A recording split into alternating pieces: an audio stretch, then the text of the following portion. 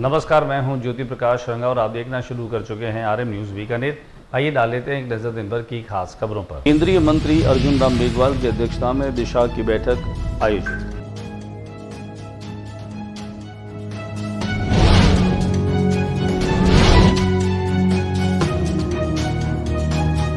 केंद्रीय कानून मंत्री अर्जुन राम मेघवाल भारत यूके वैदिक सेवा शिविर लंदन के दौरे की लौटने पर कार्यकर्ताओं ने स्वागत किया।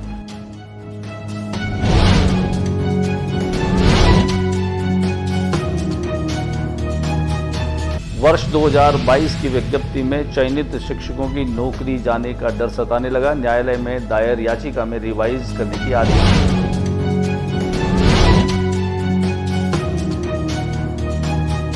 बीकानेर की चौखुटी क्षेत्र में रविवार शाम को रेलवे ट्रैक से छेड़छाड़ का एक मामला सामने। जानकारी के अनुसार चौखुटी क्षेत्र में रेल पटरियों का आपस जोड़ने वाले जॉइंट को खोला गया। श्री जैन श्वेतांबर तेरापंथ महिला मंडल गंगाशहर बीकानेर द्वारा 2 दिवसीय उत्सव मेला पोस्टर का विमोचन।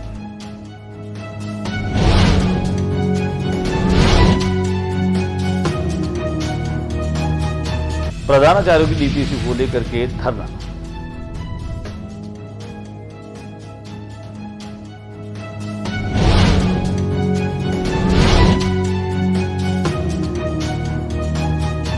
Major James Thomas senior secondary school में साइंस एग्जीबिशन का आयोजन।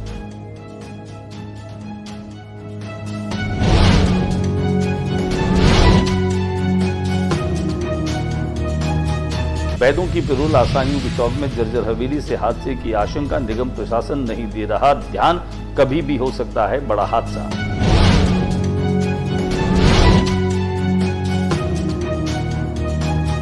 11वीं कूडो स्टेट टूर्नामेंट में बीकानेर टीम को तीसरा स्थान।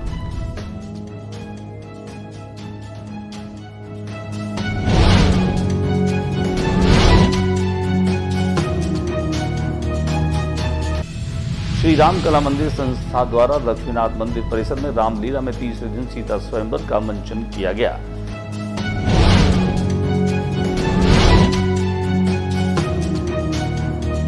बीकानेर की एकमात्र केबल आरएम न्यूज का डांडिया गरबा का आयोजन होगा 8 अक्टूबर को। मिसेज ग्लैम इंडिया पूनम गिडवाणी होगी मुख्य आकर्षण।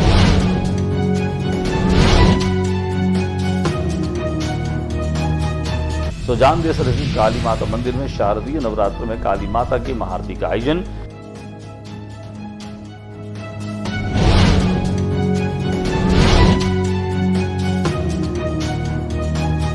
और अब खबरें विस्तार से। केंद्रीय मंत्री अर्जुन राम मेघवाल बीकानेर के दौरे पर रहे। उन्होंने दिशा की बैठक का आयोजन किया।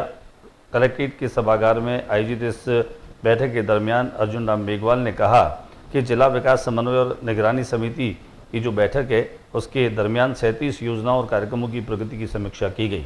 अधिकारियों के निर्देश दिए गए कि सरकार की योजनाओं का लाभ अंतिम छोर पर बैठे व्यक्ति और पात्र व्यक्ति तक जरूर पहुँचे और ये भी सुनिश्चित किया जाए।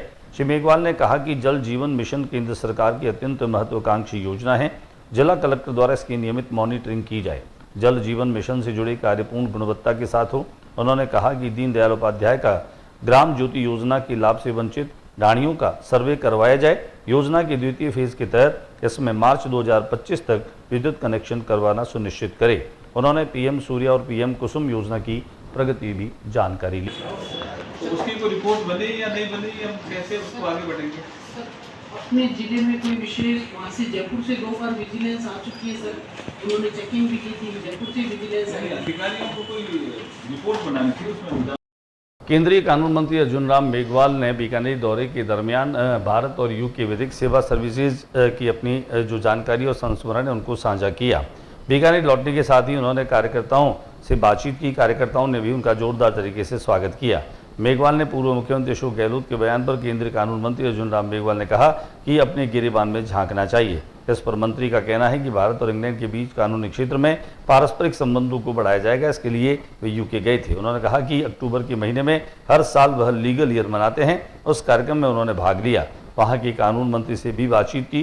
कानूनी क्षेत्र में दोनों देशों के पारस्परिक संबंध कैसे बढ़ सकते हैं, इस पर भी चर्चा की गई। देखिए, वो तो अशोक गहलोत जी 3 बार मुख्यमंत्री रह लिए, उन्होंने सरकार कैसे चलाई, होटलों में थी उनकी सरकार, तो उनको खुद को गिरेबान में जान करके देखना चाहिए।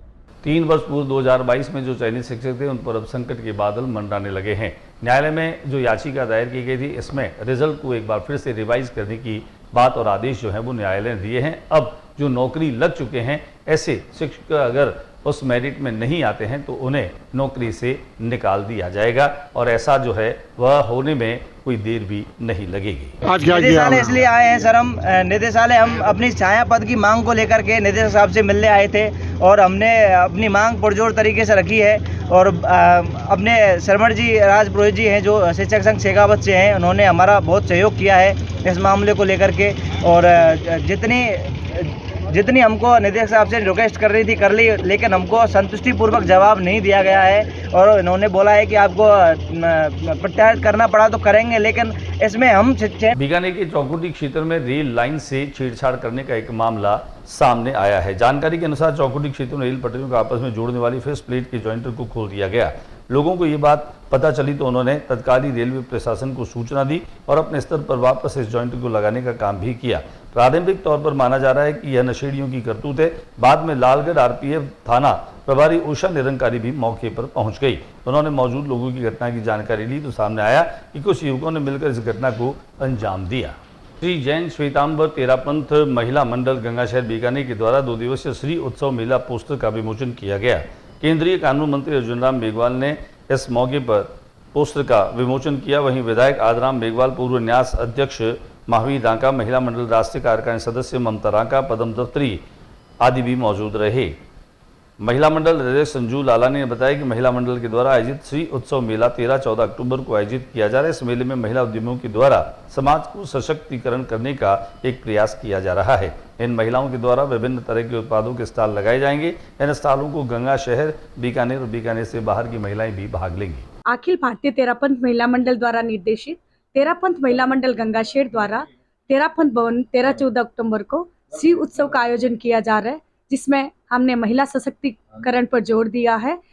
हम उन महिलाओं को स्टेज प्रदान कर रहे हैं जो सक्षम नहीं है या अपनी कला या अपने प्रोडक्ट का प्रदर्शन करने जा रहे हैं, और इसको हमने मिनिमम चार्ज रखा है। और जो महिलाएं सशक्त नहीं उनको हमने फ्री ऑफ कॉस्ट भी स्टॉल दी है और इसमें लगभग हमारे 60 स्टॉल बुक हो गई है। बीकानेर के James Thomas senior secondary school में साइंस एग्जीबिशन का आयोजन रखा गया। साइंस एग्जीबिशन के दरमियान छात्र व छात्राओं ने शानदार साइंस के मॉडल बनाए और अपनी नवोन्मेष शालीन प्रज्ञा का परिचय दिया और वैज्ञानिक सोच और उसका दृष्टिकोण भी उनका सामने आया।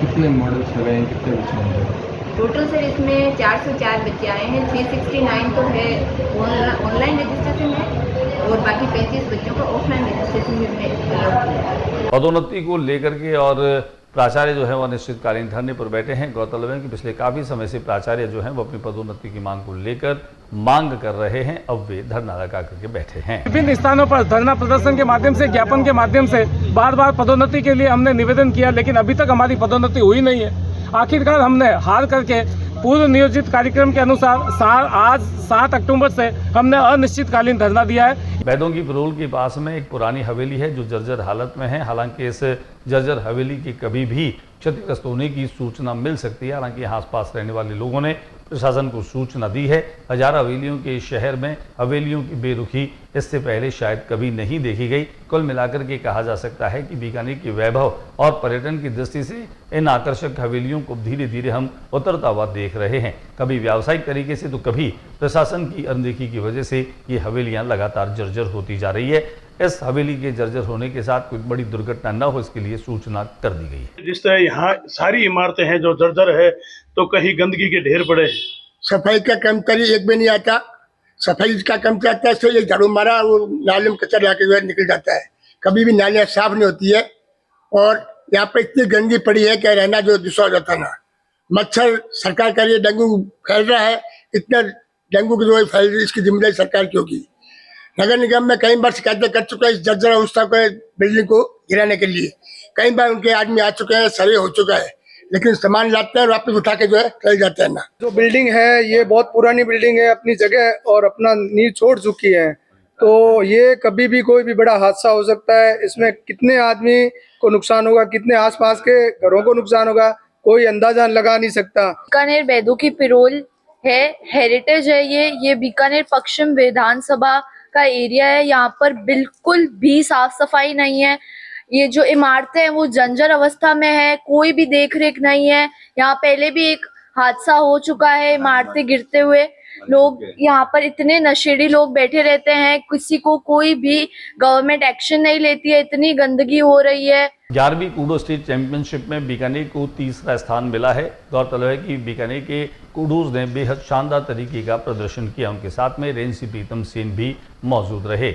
विजेता टीम का जोरदार तरीके से बीकानेर में स्वागत किया गया। श्री राम कला मंदिर संस्थान के तत्वावधान में लक्ष्मीनाथ मंदिर में नवरात्र के साथ ही श्री राम लीला का मंचन किया जा रहा है और रामलीला के मंचन के साथ ही अनेक कलाकारों के माध्यम से अनेक प्रसंगों को जीवंत किया जा रहा है। सीताराम स्वयंवर के इस प्रसंग को भी कलाकारों ने जीवंत किया। दिखाते हैं हम आपको रामलीला की कुछ झलकियां।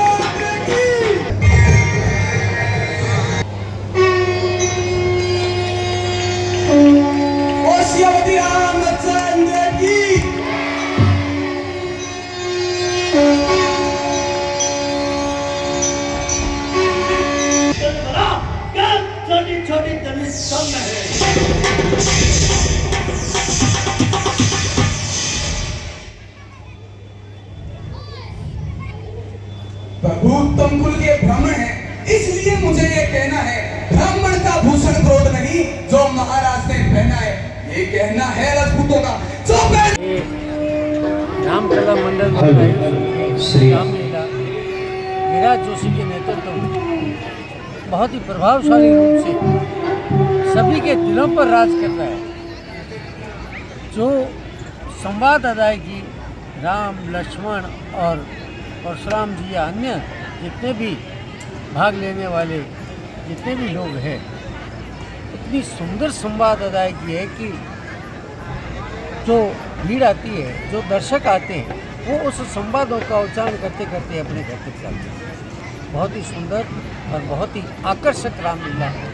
नवरात्र चल रहे हैं। देवी मंदिरों में श्रद्धालुओं का सैलाब उमड़ रहा है। सुजान देसर स्थित काली माता के मंदिर में भी श्रद्धालु पहुंचे। यहां पर हम आपको लिए चलते हैं जहां मां काली की आरती के दर्शन करवा देते हैं।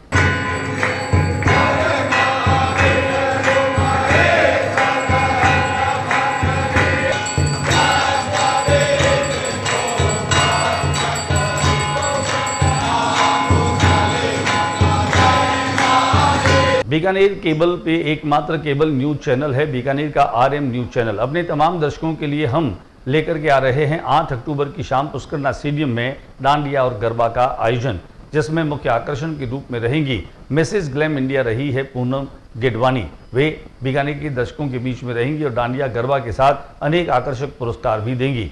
लॉयंस क्लब इसमें सहभागिता निभा रहा है। लॉयंस क्लब के अध्यक्ष और उनके पूर्व अध्यक्ष से भी हमने इस बाबत विशेष बातचीत की और ख़ास बात यह भी है कि RM न्यूज चैनल बीकानेर शहर के अंदर रहने वाले उन सभी परिवारों के लिए डांडिया लेकर के आया है, तो अधिक से अधिक लोग जो हैं वह पुष्करना स्टेडियम में मां अम्बे की आराधना के लिए गरबा और डांडिया खेलने के लिए पहुंचे। ये आप सभी से हमारी विनम्र अपील भी है।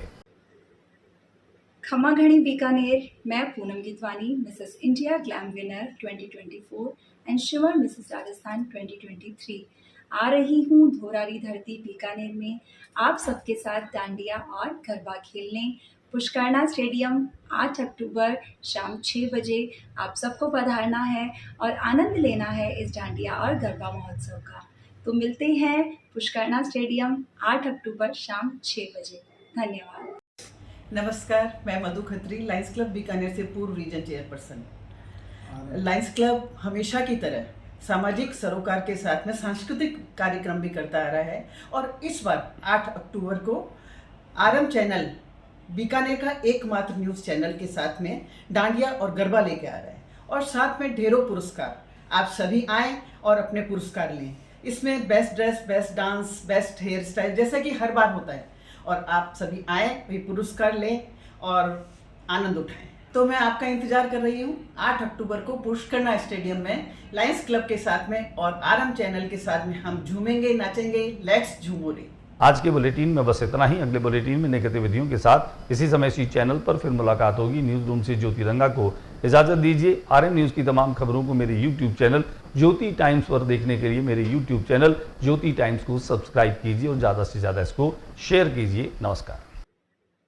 खमाघणी बीकानेर, मैं Poonam Gitwani, Mrs India glam winner 2024 and शिवर मिसेस राजस्थान 2023 आ रही हूँ धोरारी धरती बीकानेर में आप सबके साथ डांडिया और गरबा खेलने।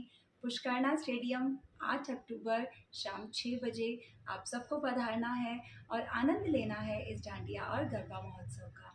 तो मिलते हैं पुष्करना स्टेडियम 8 अक्टूबर शाम 6 बजे। धन्यवाद।